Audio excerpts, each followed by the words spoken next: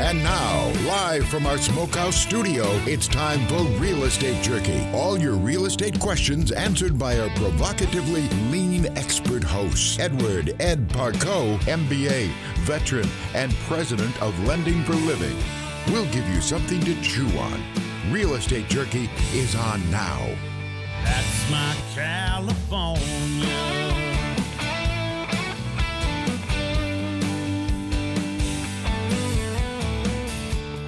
Thanks for joining us here on Real Estate Jerky. I'm your host, Ed Parco, president of Lending for Living, along with Marlene Chaplin, my trusty sidekick and co-host. We're on the road and keeping you up to date on real estate and what's happening in our communities. Our studios, wherever we have a solid Wi-Fi connection, and our fabulous engineer, Mike Murray, and the rest of our supportive friends at iHeartMedia. We always bring you something to chew on here at Real Estate Jerky. You can call or text me with questions at 209-404-1915 or email us at radio@realestatejerky. Hello, Hello, Marlene. We're going to be talking to one of our candidates for California State Assembly in a bit. But first, I want to talk to you about Proposition 19. Why? Because it's not what it really is. It's a little bit more than what they said. It already passed back in 2020. I know, but what's funny is they say, we're going to adjust it a little bit. We were against it then. Well, I wasn't. So here's the difference, though.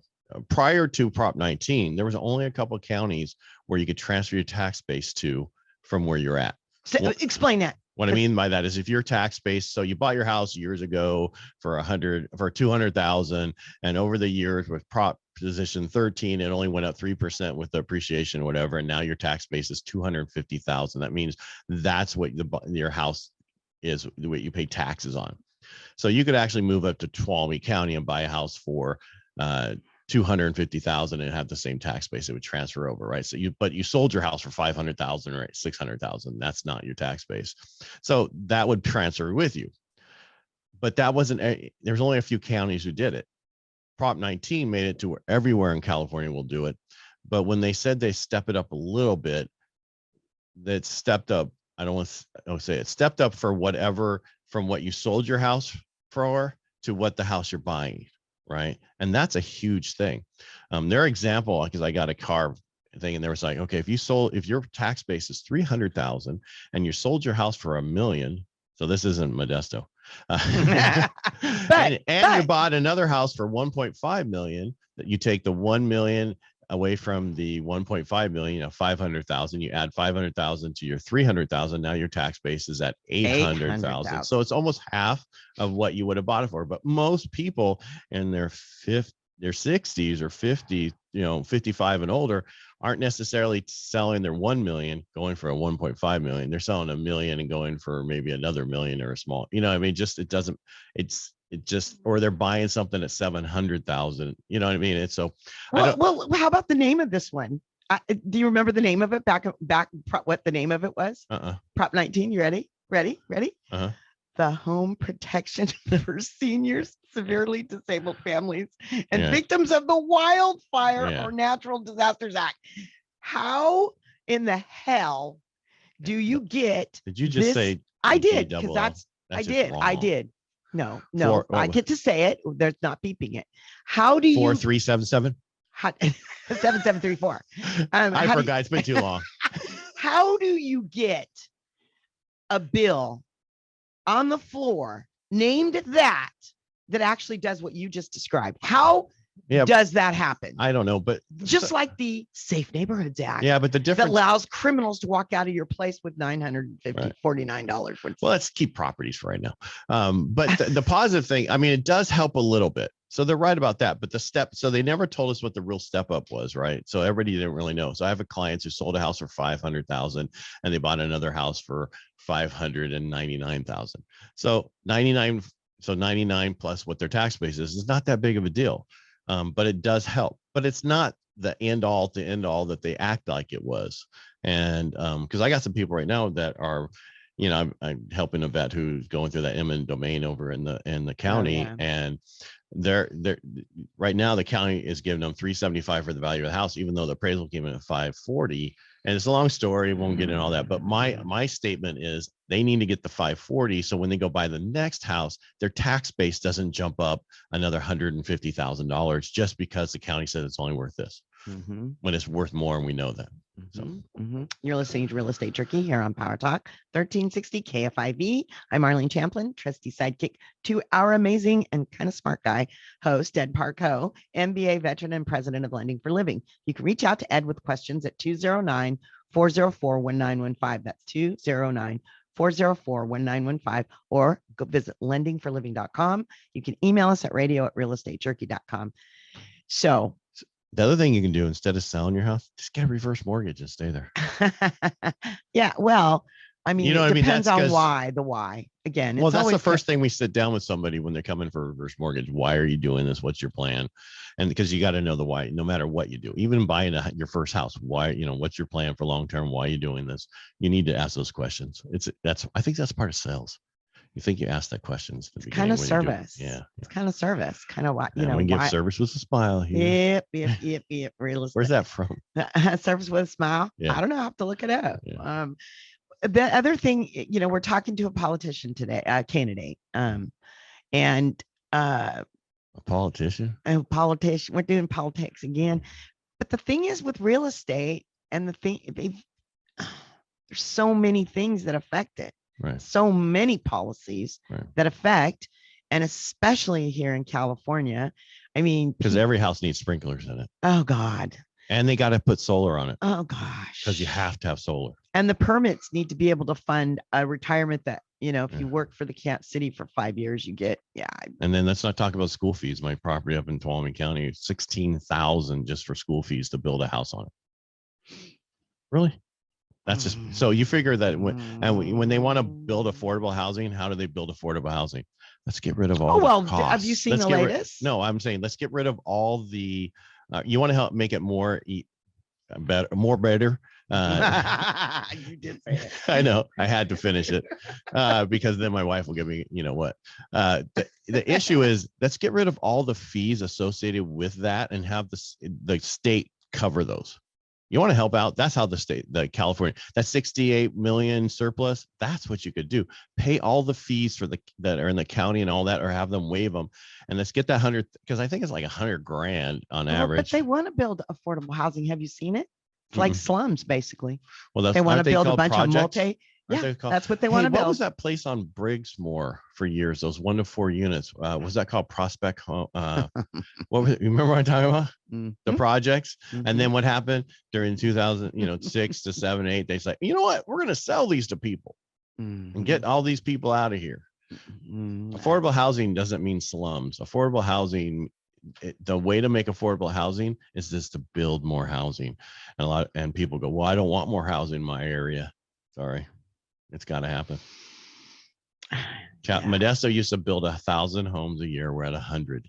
Guess what that means? House values are going to continue to go up. Yes. Well, yeah. I mean, and now we have this whole inflation in the interest rate. And so what's going to happen, Ed? What are we doing? Well, the thing is, you want to buy a house because during inflation, your house, you want to have an asset because it's going to, and if you buy a house, you protect your payment. You know what your payment is. Rent payments go up. I mean, if you look at the last numbers that came out, there was 1.4 million households created.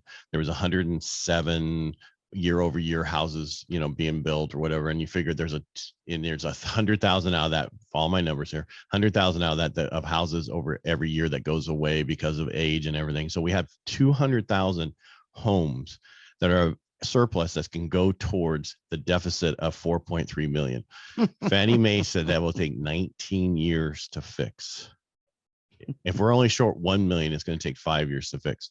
So do you think we're going to have a bubble? Do you think this is going to go away? All this is doing is slowing down people going out and looking at homes and buying. So it's a great opportunity. It's huge. All my clients got their offers accepted. I had one lady, they've been writing an offer for a year and a half over in the Bay and couldn't get it accepted. And they're like, I think I told you the story where, so That's what everybody's doing. Great opportunity. Yeah, it's huge opportunity right now. Get your offer accepted. Don't worry about the interest rates in the high fours for FHA, and and I'm not saying APR. I'm just this is what I'm told. And the Fannie Mae's, around the numbers I saw is like 5.3. Yeah, it sounds bad, but this is 2018. It's only bad because you got spoiled with 2% interest rates. Well, that was we won't see that again. Yes, we will. We will. Yes, we will. Well, then you can refinance. Exactly. So take the opportunity now to get your offer accepted. Yeah. So the interest rate might seem high to you, but you can refinance. Right. Yeah. Yep. And that you will be able to, because I'm told the guy who called it last time when we went as low as we did says we're going to go lower than we did that time. Oh man. Yeah. Well, okay. Maybe I'll be doing something different. Oh, you said that the last time. I did not. Yes, you did.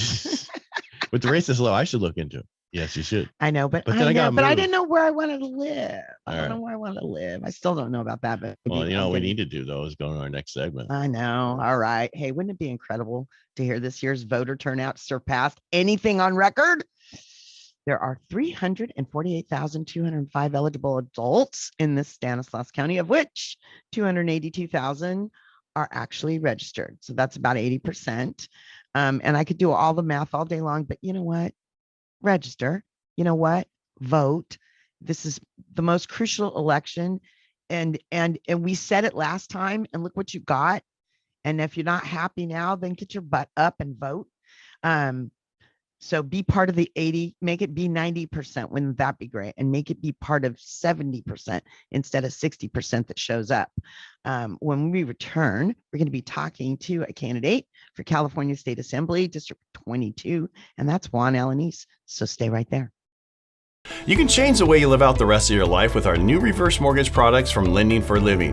Our loan limits are the highest available. Call us today at 209-846-9270 or visit lendingforliving.com. We're back. I'm Marlene Champlin, Ed's trusty sidekick here at Real Estate Jerky on PowerTalk 1360 KFIV, along with our awesome host, Ed Parco, MBA veteran, president of Lending for Living, and ready with our guest here. Joining us now is the candidate for California Assembly District 22, Juan Alanis. Hello, Juan. Hi, guys. How are you? Thank you for having me. Hey, Juan. Thanks for being here. Thanks for coming on the show. Let's get right into it. Why are you running for state assembly? All right, let's just dig right into this. So as you guys know, I one time was running for sheriff, and you were?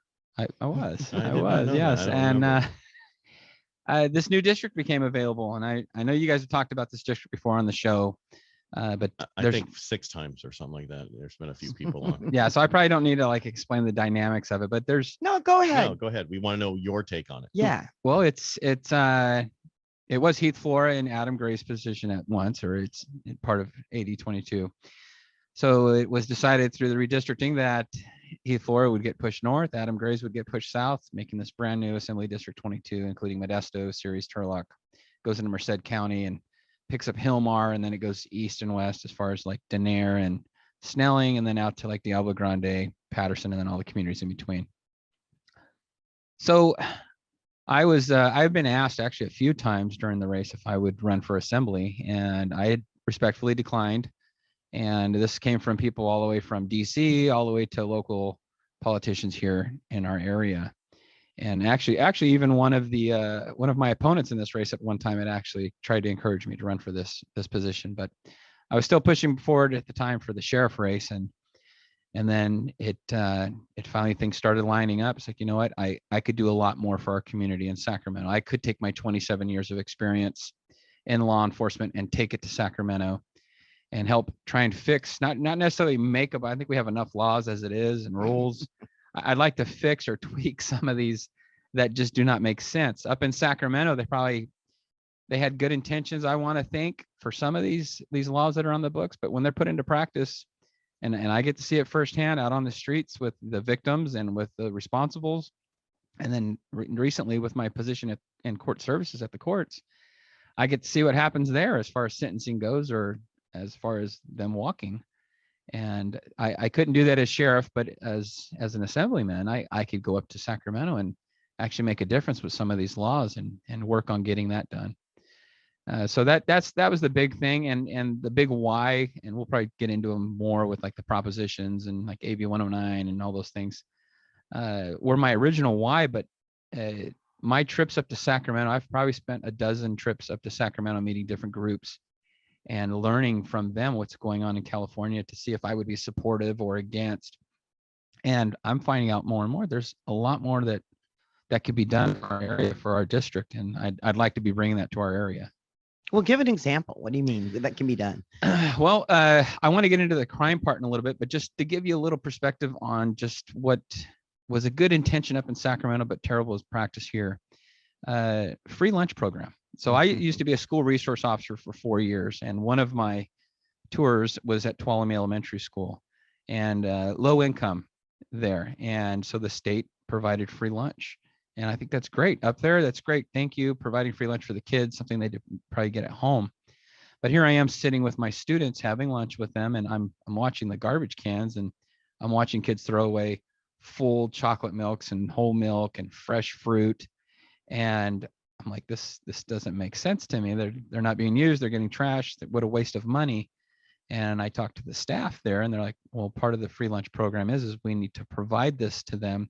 And what they do with it from there is up to them. So they have no say so. Well, I don't work for the state. I don't work for the school district. So I took it upon myself. You know what? I'm going to put some boxes out. And I asked my students before they threw it in the garbage, would they possibly put it in these boxes? And I would go give those to shelters. So that way they're getting used again. We're talking to our guest, Juan Alanis. It looks like Alanis. It's Alanis, candidate for California State Assembly, District 22. You can reach out to Juan at alanisforassembly.com. That's ALANIS for the word assembly.com. And if you've got questions for Ed, which I hope you do, reach out to Ed at 209-404-1915. That's 209-404-1915, and at lendingforliving.com, or you can email us at radio@realestatejerky.com. So, okay, go Ed, go. All right. So my question is, are you going to Sacramento to get reelected? You know what I mean by that? Are you going to go there and do party lines, do whatever it tells you to do? Or are you going to go there and say, I'm going there to make a change, and if I don't get reelected, I don't care? And the reason I talked to somebody yesterday, I'll just say the last few weeks, who's running, and they were saying how their plan is to go there, but they don't think they're going to get anything done because of all the party lines and everything. Well, and that is a big hurdle. One, getting elected, and then making things happen in Sacramento. So the scales are definitely not balanced in Sacramento, as most of you guys know. There's 80 members in the assembly. You have 60 that are Democrat, and you have 19 that are Republican, and one that's no party preference. So it's definitely going to be an uphill for me running as a Republican and being there. But as far as running to get reelected, as far as I'm concerned, I'm pretty much going to have to be retiring from the sheriff's office. So I have a backup plan if need be. I don't need to be there. I want to be there. And that's one of the things that, Juan, I want to talk about with you. I always thought I understood your why. I really did, until you and I talked off mic. As most may know, I'm the one that gets to interview everybody before they come on here. So if you don't like it, what you hear, you can complain to me. If you like what you hear, say to Ed, because Ed does all the positive stuff and I do all the naughty stuff. And that's why I get that rap. If you don't like what I say, you complain to her too. But Juan, your law enforcement background and the thing that you mentioned, and I don't hear this when you're campaigning, and I think, and you agreed you would tell it, is you believe the consequences have gone out the window. And I think that your example just now about the school lunches and the programs at the schools, and as far as being wasteful and not really what's necessary, is all part of what your belief and your real why is, that in our culture, there are no consequences anymore. Correct. And so going further past the school lunch thing, good intentions up in Sacramento, but put in practice, not very good. So you have a bill that was passed, or actually you got Prop 47. It was actually passed by the voters, where you have I could go to Home Depot or any department store and still $949 worth of merchandise. and it's basically a slap on the wrist. That's even if it's reported or if I get caught. And this is happening everywhere. And I obviously in my field, I see it all the time. And so these victims or these businesses who become victims, they got to pass it on to somebody.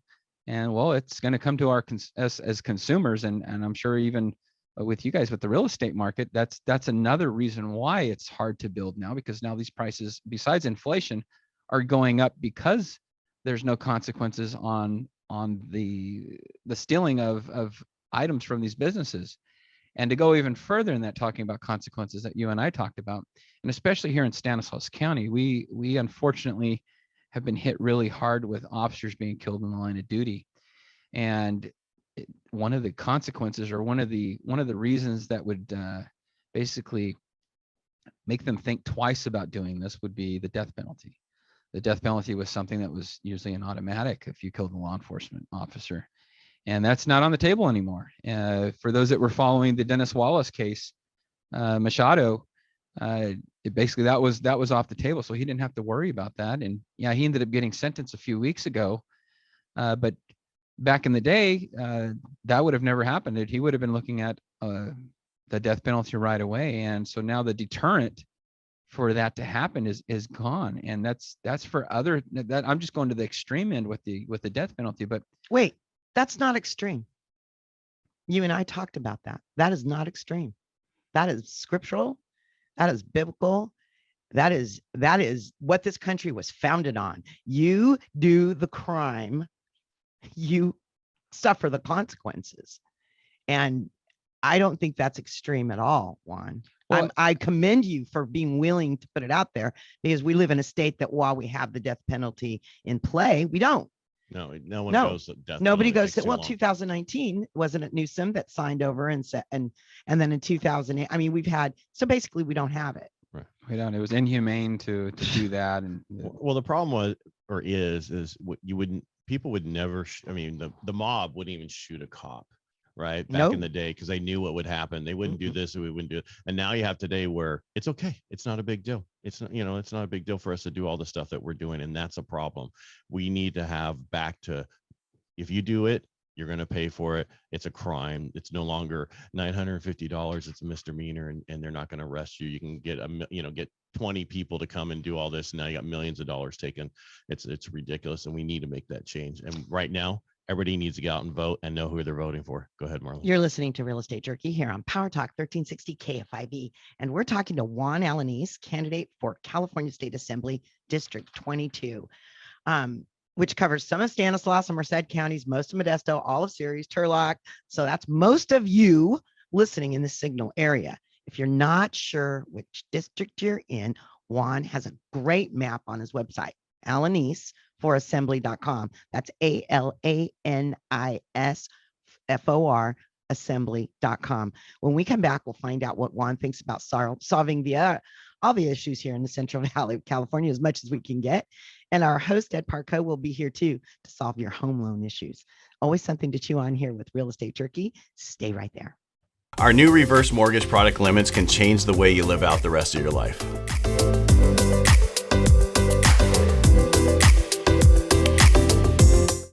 And we're back here at Real Estate Jerky on PowerTalk 1360 KFIV. I'm Marlene Champlin, trusty sidekick to our amazing host, Ed Parco, MBA veteran and president of Lending for Living. Our guest, Juan Alanis, the candidate for California State Assembly District 22, where we're talking about the death penalty, Juan, and consequences and your real why about going to Sacramento. So, let's go back. You were talking about Prop 47. What do you want to do about that? So if you guys didn't know this, it used to be $400 is what it used to be. And that was working for years, for at least 20 years in my first part of my career. That seemed to be working great. And they actually went to jail. And that was a great deterrent. They were taken off the streets. They were taken into court. They probably had to do some time. But now California doesn't want to overcrowd prisons. They don't want to overcrowd our jails, and they're shutting down our prisons. And even to this day, they're still trying to shut down more prisons. It makes you kind of wonder why we have a surplus if we're still taxing our people the same, but we're getting rid of some of the services that we used to provide. And so going back to the consequences, the penalties, if you don't have those, and historically with crime, if you follow that, the consequences are what deterred people from committing certain crimes. And again, like we're talking murdering of an officer all the way to stealing. And if they say, hey, I could deal with that consequence, then they're going to deal with it. And they're especially doing that now. And that's a big part of why we are where we are here in California.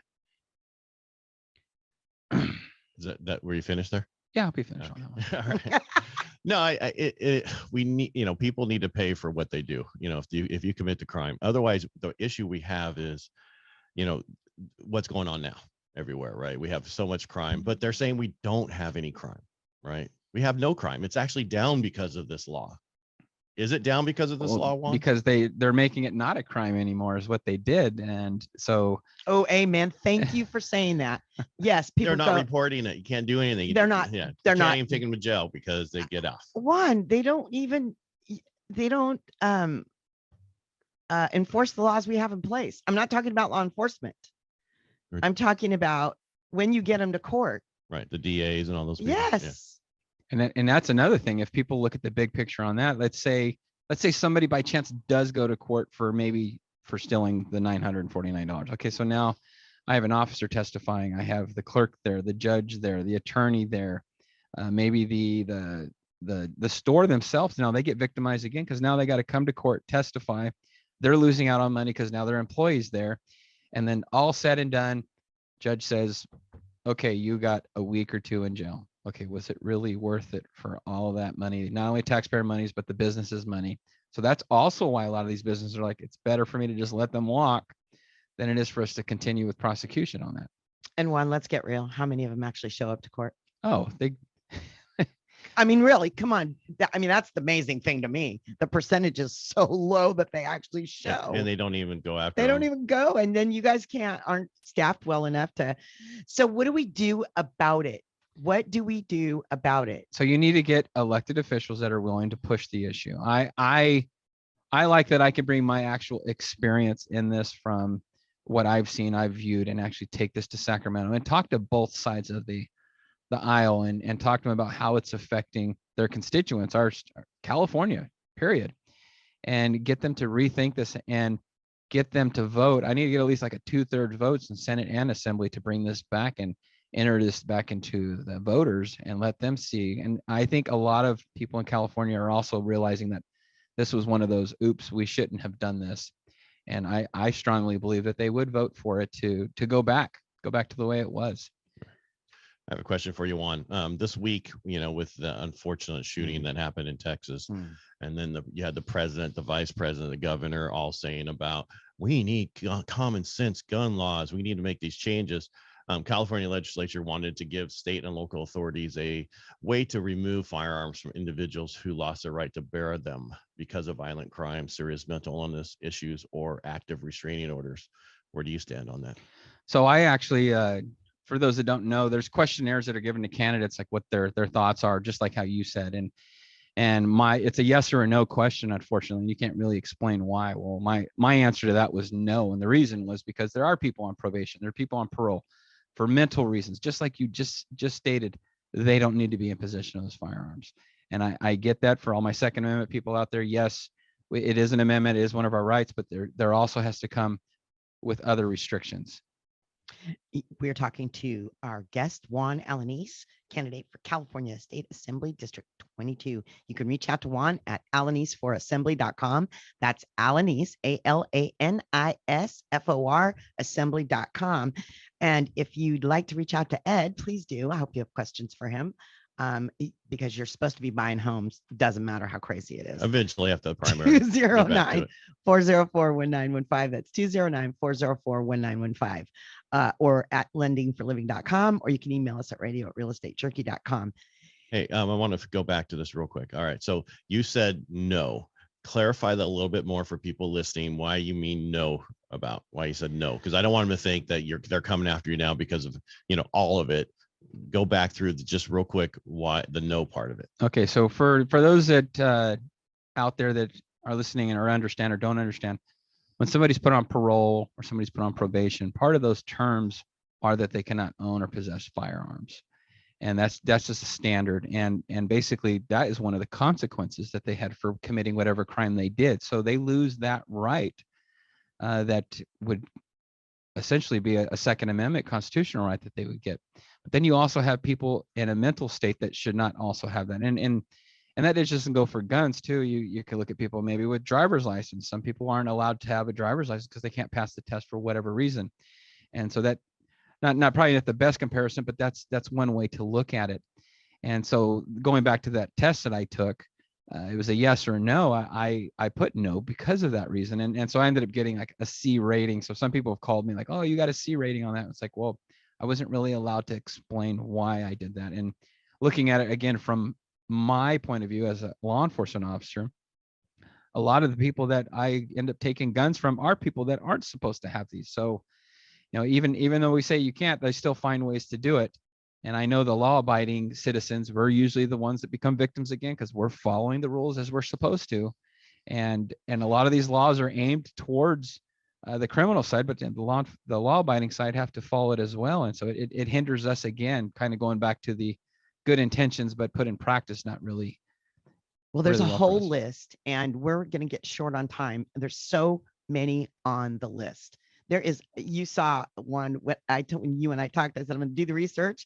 There's a list, there's a mile long, a whole page, not double spaced, single spaced. There's a whole page of bad laws in place that have come down in the last 2 years. 2 years, people. So, and Juan, you've agreed. If can I post that list? These are all things you agree either need to be repealed or tweaked. And don't worry, we can always go over them on the live on Tuesday. Oh yeah, because you want to wait till Tuesday and we can. Well, yeah, because we're gonna run out of time. We only have like another 4 minutes for you. Okay. Yeah, and okay. That's the reason I do the lives. You know, because you can go for a half hour, and you know, not be interrupted by Marlene while we're talking. Oh, slap! You're so lucky. It's important stuff she does. I'm just saying, there's no interruption. You keep going. Here's why I'm bringing it up. Here's why I'm bringing it up, because Ed, you say it well about voting with your pocketbook and voting with morality. You can't legislate morality, and so if you have some, then you better get to voting for somebody else who's on the same page as you. And these bills and laws that are in place, like the safe neighborhood. That's what Prop 47 was called. Should have been safe neighborhood. It was deceiving. Yeah. Oh, it's a lie. Yes. Deceiving. Yeah. It's a lie. Before we get into a lot of that, another question we had was, have you had a conversation with the California GOP after, I guess, one of your other opponents got their endorsement? Have you said, what the heck? I just accepted it as it was. For those who don't know, I got into this race late. And like I mentioned, I was in the sheriff race. We actually pulled our papers to get our signatures 6 days before they were actually due. And we were able to gather at least the signatures that we turned in were well over 500, which usually is very rare for that to happen in that short amount of time. And they were all live, right? And they were live people. And at least at the time when they signed, but it's really hard to get dead people to vote Republican. I don't know how you do that. Weekend at Bernie's. Yeah. So when I went to this GOP Zoom meeting that they were doing endorsements on, actually the other candidates up and down the state were actually asking the GOP to please wait, because the last filing date was actually the 11th, I believe, on March 11th, and they were doing this a week or so before that. And as I mentioned before, one of my opponents was already pretty much the endorsed candidate from Stanislaus County. Actually, he was the one that I was pushing for when I was running for sheriff, and he got the endorsement. I had people from the board even saying, sorry, Juan, we were already going for him. And it's like, I completely understand. I got into this race late, and that's on me. I was, however, able to get Merced County's Central Committee endorsement. And unfortunately for me, it was a week after the GOP meeting. So I didn't have anything to show when I came there. There was actually a little hiccup when I went to the meeting. Right before I was about to talk, I got 2 minutes to speak. Right before I'm about to talk, the vice chair comes up on the Zoom and says, you know what? Juan's not even a Republican. And I'm like, I'm just sitting there. I didn't know what to do. I'm like, how do I show proof? I'm on a Zoom meeting. You guys are in Sacramento. And so they had to do some looking up, and some were arguing that I shouldn't even talk. And so I did. I was able to talk, but it was already, they pretty much were, it was signed the way it was going to be. And so he got the endorsement. And then a week later, I ended up getting Merced's, but it was too late. And so for the record, you are Republican. I am. For the record, you do have the Merced County Republican endorsement. I do. And you have a whole. There's a lot of counties in this district. Boatload. Yeah. There's only 2 in this one. Oh. Now, Senate and Congress, they have lots of counties. I'm fortunate I only have to worry about 2. But even though I didn't get the GOP endorsement, I have the GOP. I have the assembly leader, James Gallagher, Heath Flora. I have a long list of assemblymen that are behind me. And actually, they even did a fundraiser for me and a few other candidates up in Sacramento, and it did not include that candidate that was endorsed. So even though the committee went one way, the leadership is going another way, and I'm pretty blessed in this race because of that. And just so you know, I don't vote because the GOP tells me to vote a certain way. I vote for the right candidate that I know about after I have my interviews with them. Well, thank you. Right. That's what you have to do. You have to get to know we had a caller last night when I was, I should say earlier this week when I was on the Travis Carey show, and he was like saying he doesn't have time to listen to the people out there. And I said, well, did you know that Real Estate Jerky, we do a live and we've actually had conversations with them half hour or more, and then at the end they say for 5 minutes, why should they vote for you, and all that's on our YouTube channel. So you can go there, see those things, and then if you like that candidate, you can go see the half-hour interview. So, and now we're running out of this. I had to get that in there. I know. I'm glad you did. Yeah. Juan, thank you so much for joining us today. I wish that time is always our enemy. Yes. That's why we have Tuesday. That's why we have Tuesday and Thursdays, Tuesdays and Thursdays, Real Estate Jerky live on Facebook. So,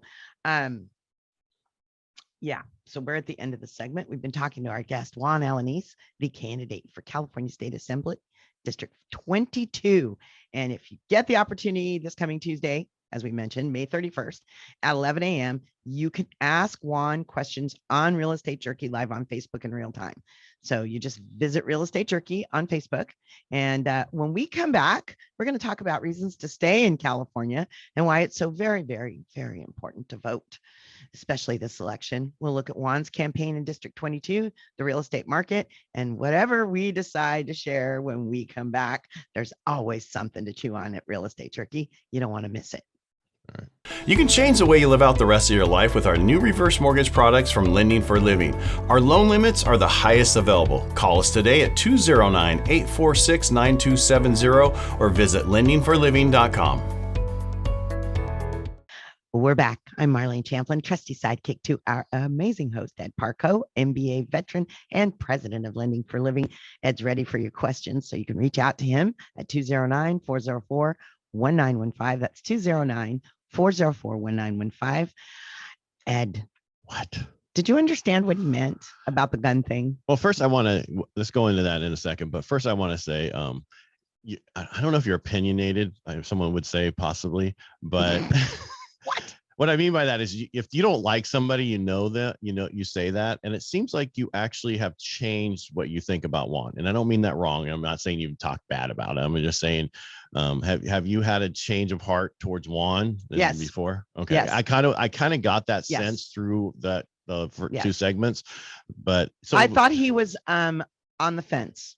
I can't stand that. I don't like, you know what I mean? I love you, even if you're on the other side of the fence from me. Right. I'll still love you for take your position. Take so your you know position. Where you stand. Yes. Okay. Take your stand and stand. All right. Don't be like you're on sand. Since we said that, now let's talk about the gun stuff. Okay. Follow how I got there? I do. And I do. So I'm it came, like I said, it came up this week when I was on the Trevor Carey show, and then you were on with me on Wednesday. We talked about a lot of politics stuff, but it's important to know what they're trying to do to us. And I mean the government, and I don't mean conspiracy theory and UFOs. A certain segment of the government, and unfortunately, they are gigantic sized bullies. Right, and the real kind that want you dead. Right, that's the California ones. They're everywhere. Yeah. Well, I know, but we have more right now in California and that's why it's so important to get to know our candidates, know who to vote for, and know why you should vote for them. And what I was getting at is the fact that I do those with the lives that we do and have them on for 30 minutes. Once you talk to them, it's a totally different game. You don't really know them when they stand up on a stage and say, hey, blah, blah, blah, blah, I understand. But when you're actually interviewing them, you get a different take on them. And that I'm glad because you've interviewed everybody we've had on, except for a couple of people we've had only on lives. And after that, I mean, I was feeling like, wow, those are amazing people. We have a lot of good people running. Yeah, we have a lot of good godly people running. And that comes out in an interview. We have a lot of people that actually do have a moral compass. I mean, can you buy those? Can you buy those people? Moral compass. See, here's the thing. Because I know I can get a regular compass. I just know I can get a moral Can compass. you buy those people? Unfortunately, the lure of money. Right. That's the whole why I Jesus talked about money more than he talks about anything in the Bible. That's why I asked Juan if he's going money. there for permanent, trying to be a career politician, or if you're just going one time. Because if you go there that you want to get reelected, you're not going to do anything you say you're going to do. Again, the lure of easy. What is it? Don Henley said it best. The lure of easy money. It's got a very strong appeal. Right. I mean, that's unfortunately we humans, we're very broken that way. That is why we cannot legislate morality. And when you start doing things like, the poor person on death row, we have the most people on death row in California in the country. Right. Well, you should, if you really know that they did it and you did it again, and let's get them down and get it out of here, because they are on death row their whole life before they die, right? More people are dying from suicide on death row. I thought it was old age. Suicide. No, I mean, it's just stupid. Well, because they're not, I mean. It's stupid. It's stupid. Is that a bad thing? What's that? Stop. I just laughed. That's terrible. No, what I mean is we can't do it, but they're taking care of it for us. That's awful. Well, if we're not laughing. Okay, so it's the same thing that happens on my Helping the Brave podcast when you're dealing with vets and you're dealing with unique situation. Laughter sometimes how you have to deal with bad situations. Yeah. That's just it is a bad. You're listening to Real Estate Jerky here on PowerTalk 1360 KFIV. I'm Marlene Champlin, trusty sidekick to our host Ed Parco, MBA veteran and president of Lending for Living. You can reach out to Ed with questions at 209-404-1915. And I'm talking really fast because time is of the necessity. And there's a couple more things I want to ask you your opinion about in conjunction with this race, District 22. It's a big one. You've talked to everyone, haven't you? No, Janice Self is the only one. Yeah, but how many is in 22 Assembly? How many are running? Yeah, I think 8. Right, because it's one acted like there's only a county. I was thinking county, wrong thing. Yeah, 2 counties in this. Two counties. Yeah, right. I think the only person was Janice Self. I think is the only one you haven't talked to, but everybody you've talked to everybody else. And overall, I want your take, Ed, in this little bit of time we have left. They're all, you have to. I know you're not. I'm not asking for endorsement. I'm not, but they're all totally different, and they have different reasons for doing it. I mean, I had Guadalupe on live, and it's just she used to be a Democrat. And she came over to become a Republican, and one of the things she said on there is her dad makes fun of her all the time because of how she was a Democrat, and and they're farmers and all this and everything they're doing. And she's like, I just didn't like what that old party was doing and how the changes. And I think a lot of people are seeing that now, that currently the Republican Party is not the Republican Party of old white guys anymore. And I can say that as an old white guy.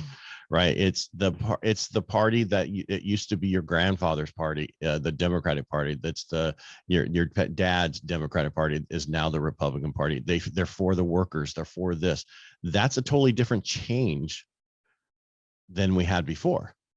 Well, in my family, we had a saying that all the young and ignorant can afford to be a Democrat. No one else can. Yeah. Well, the only thing my grandfather never told me what he was. He just said, vote your pocketbook. And so that goes back to voting for policies that are important. And the problem is we get these people up there and then they do their own agenda. And it's like I said this week, that they never want to fix the water problem and they don't want to fix the fire problem in California, because then they can't push their climate change. Because if California's burning and we have no water to put it out, we have a problem. Why don't we just get rid of the trees, extra trees, do what we need, thin out the forest, put the stuff in place for the water storage that we already have voted on and approved. And, you know, like I always say, we're at the end of our hour. We are. And, you know, thank you for doing this with me, Marlene, because it's, you know, talking to the local people running for Congress and Assembly and everybody. It's nice to get to know people who are going to be in control of our area. You need to know who they are because it's important. Where you buy your house at, rent your house, whatever you do, you're buying that community, and you need to know who is going to make your community either better or worse. And again, thanks for joining us today. And I want to thanks to our great guest, Juan Alanis, candidate for California State Assembly District 22. You can reach out to Juan at alanisforassembly.com. And if you have any questions for me, you can reach out to me at 209-404-1915. That's 209-404-1915, or go to lendingforliving.com. You can also email us at radio@realestatejerky. In the weeks ahead, we'll be visiting with Charlie Malone of Malone's Turf and Landscape, our favorite swimming pool contractors, Thomas Pools and Spas, and also our favorite sheriff, Jeff Dirksey, and so much more. If you missed any of today's show, you can find us via podcast.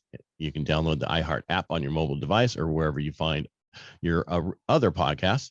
Remember, we're proud to live in this land of opportunity where you can still build personal wealth through home ownership. Join us here on Real Estate Jerky, where we always give you something to chew on every Saturday at 12 noon and Sundays at 10 a.m. here on PowerTalk 1360 KFIV. Thanks, Marlene, for joining me today. Ed, thank you for the opportunity to meet people like Juan, which we know. But also, I wanted to also let you know that all of them, without exception, have indicated they'd like to come back and join you if they win. So I think that's a testament. Every single one of them, whether their party line, didn't matter. They all said to me after the fact, we want to come back on. And I said, I'm sure that I want to pass that on to Ed. So there you go. Well, thanks.